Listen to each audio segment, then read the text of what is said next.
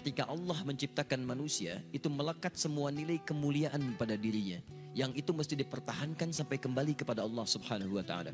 Tadi kita berhenti di Quran surah ke-17 ayat 70. Walaqad karramna bani Adam. Sungguh kami telah muliakan semua anak cucu Adam. Mulia. Dan ketika disebut mulia, itu melekat pada seluruh anggota tubuh kita. Makanya saking mulianya jasad ini, tidak boleh anggota tubuh kita digunakan untuk hal-hal yang tidak mulia. Misal, saya sering tanyakan pada teman-teman, apa fungsi mata? Kebanyakan orang mengatakan untuk melihat. Beda. Mata kita ini mata mulia. Karena itu ketika keluar tuntunan tentang melihat, itu penglihatan dilekatkan dengan kemuliaan.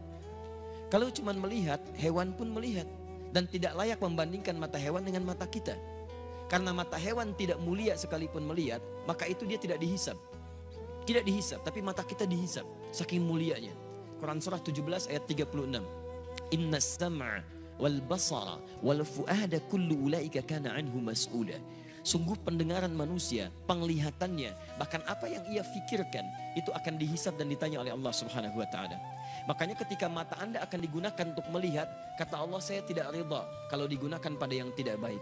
Turun Quran surah ke-24, surah cahaya. Mata orang-orang yang bercahaya akan berbeda dengan mata biasa. Ayat 30 untuk laki-laki, wa qulil mu'minina yaghuddu min absarihim. Katakan pada pria-pria beriman, kalau matanya ingin dipakai melihat, lihat yang baik-baik, yang mulia-mulia. Yang tidak mulia, palingkan. Yang tidak layak untuk dilihat, palingkan. Maaf, gambar-gambar kotor, pornografi, porno aksi, itu tidak mulia. Makanya ketika dilihat, tidak ridha. Allah tidak ridha, tanda Allah tidak ridha, hati kita pun merasa gelisah dan bersalah di dalamnya. Kalau tidak percaya silahkan Anda mencoba melihat gambar-gambar yang tidak seronok, hati Anda akan menolak. Karena jiwa Anda mulia. Maka hati Anda mengatakan palingkan, itu tidak layak. Palingkan. Bahkan lisan Anda pun dibimbing untuk beristighfar. Astagfirullah, palingkan. Itu nggak bagus. Lisan, karena lisan ini mulia, maka Allah turunkan ayat-ayat kemuliaan menjaga lisan kita supaya tidak keluar dari kemuliaannya. Lisan orang mulia kata-katanya mulia, maka tidak layak keluar celaan dari lisannya. Turun Quran surah 49 ayat 11 sampai dengan 12-nya. Ya ayyuhalladzina amanu, dibuka dengan iman. Kalau ada ayat dibuka dengan iman, kalau isinya perintah, maka perintah itu jadi indikator tingkat keimanan kita. Kalau isinya larangan, maka larangan itu pun menjadi indikator tingkat keimanan kita. Kalau ada orang cepat menunaikan perintahnya, maka itu pertanda imannya kuat. Misal, ayat iman pertama di Al-Baqarah ayat ketiga. Alladzina yu'minuna bil ghaib wa yuqimunas shalah. Iman disandingkan dengan sholat. Ketika iman disandingkan dengan sholat, maka sholat menjadi indikator tingkat keimanan seorang hamba. Allahu Akbar, Allahu Akbar. Anda teringat langsung ke masjid. Iman Anda standar. Standar. Orang yang baru ingat Allah ketika dipanggil, itu standar. Bukankah Anda masuk kampus jam 7, datang jam 7, standar kan? Pas. Kalau Anda datang jam 6, waktu jam 7, Anda hebat namanya, lebih awal. Ada orang bahkan sebelum adzan sudah ingat sholat, itu imannya sedang tinggi. Tapi ketika dipanggil sampai adzan tuntas belum datang. Sampai qomat berlalu belum terpanggil. Sampai dekat waktu sholat yang lainnya belum ada getaran. Ini menunjukkan iman Anda lemah di situ. Lawannya, ketika ada larangan dibuka dengan kalimat iman, maka kemampuan Anda meninggalkan larangan itu pun menunjukkan tingkat kekuatan iman Anda.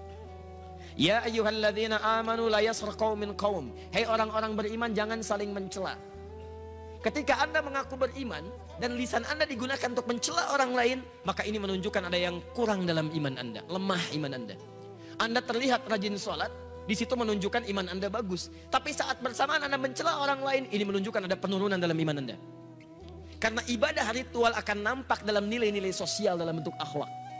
Makanya Nabi memperingatkan orang yang melakukan ibadah ritual tapi kemudian melakukan dosa sosial, maka ibadah ritual pahalanya dipindahkan kepada hamba yang didosai itu. Anda keluar dari masjid kemudian melecehkan orang lain dengan kata-kata Anda. Lihat tuh orang itu, belum mau ke masjid. Iya, mungkin belum dapat hidayah ya. Iya, bukan ahli surga. Itu sholat Anda, pahalanya pindah kepada orang tadi. Tu'khadhu hadza min hasanati di hadis Muslim, wa tu'khadhu min hadza min hasanati. Diambil pahala ini dipindahkan kepada orang yang dicela. Anda katakan, alhamdulillah Ustaz, saya tidak seperti yang dibicarakan itu. Insya Allah tidak seperti orang-orang itu tuh Ustaz. Membicarakan orang lain aja pekerjaannya sama. Sama. Makanya ketika Allah turunkan larangan mencela, itu untuk menjaga kemuliaan kita. Supaya kita tidak dihinakan oleh orang lain. Karena orang-orang yang hatinya hina yang akan mengeluarkan kata-kata terhina. Nah, kita itu diciptakan mulia. Jadi ketika lisan Anda mencela, Anda sedang menurunkan kemuliaan Anda di mata Allah Subhanahu wa taala. Catat itu baik-baik. Nah, sekarang persoalannya, ketika Allah muliakan Anda, justru Anda menyandingkan kemuliaan itu dengan hewan yang jauh statusnya. Maka ini merendahkan kemudian ketetapan Allah Subhanahu wa taala, itu yang sangat berbahaya. Itu yang paling bahaya. Yang layak kemudian diturunkan statusnya bahkan lebih daripada hewan, itu hanya orang-orang yang tidak mau mendekat kepada Allah Subhanahu wa taala.